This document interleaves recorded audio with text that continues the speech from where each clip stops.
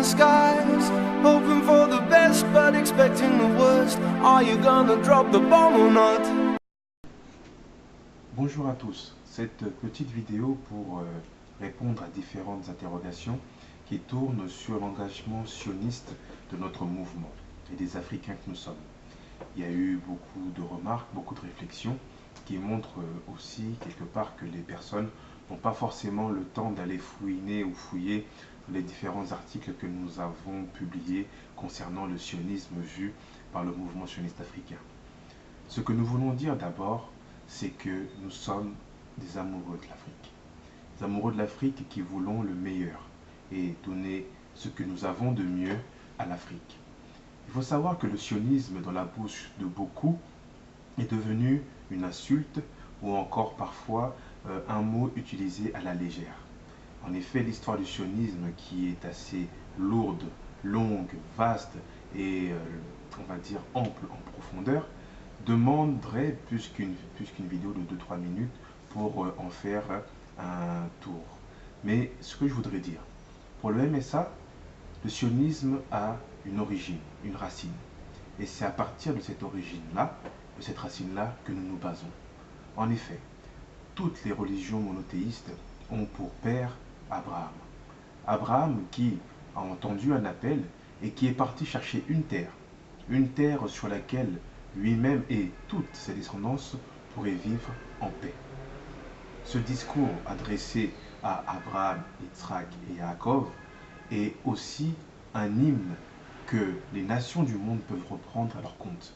En effet, je ne connais pas un peuple qui puisse aujourd'hui ne pas accepter le fait de vivre en paix sur sa terre. Et cette volonté-là est aussi une volonté africaine.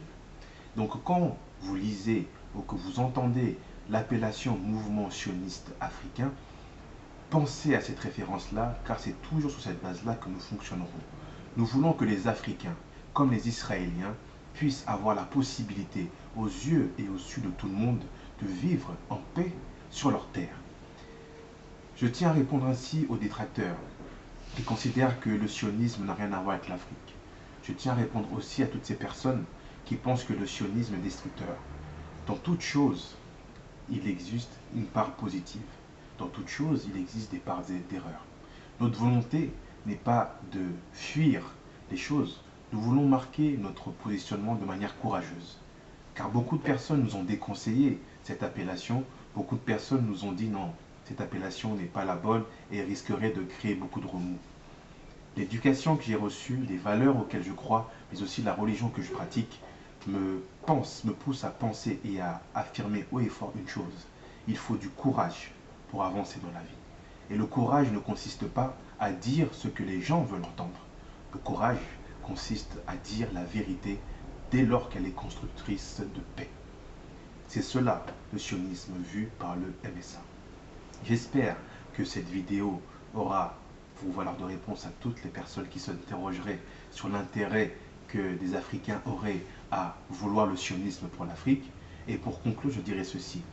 Le MSA veut une chose, rapprocher Israël et l'Afrique noire.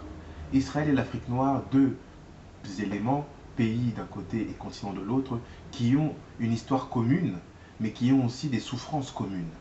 Ces souffrances-là ont fait que cette relationnelle israélo-africaine est encore vierge à ce jour et qu'il faudrait la construire. Les racines les plus profondes du judaïsme montrent que une Afrique rayonnante est la clé pour la réussite d'Israël. C'est dans ce sens que le MSA se positionne et c'est dans ce sens que le MSA veut écrire l'histoire et veut faire avancer l'histoire.